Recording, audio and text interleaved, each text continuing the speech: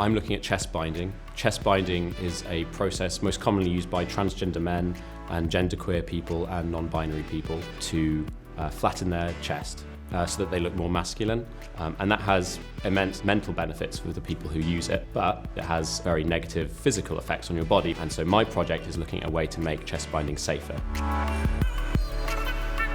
I've done a lot of work with the LGBT Association, and we have a very large and strong trans community. I did a lot of research talking to them. Something that the community fed back to me was that the longer you bind for, the more negative health outcomes you'll experience.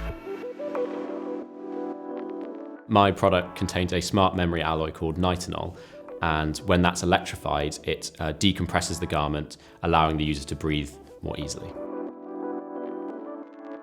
At the design phase, I came to users again and I did what we call a co-design workshop, where I got them involved in the design process. It was invaluable, like having them on board for that.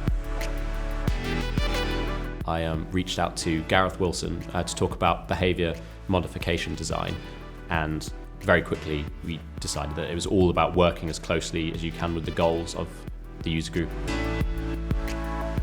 Very slowly, each year, you build this understanding of design as a multidisciplinary job, and then you go deeper and deeper into things like design thinking and service design and all of those sort of layers. So I definitely say my idea of design has changed completely.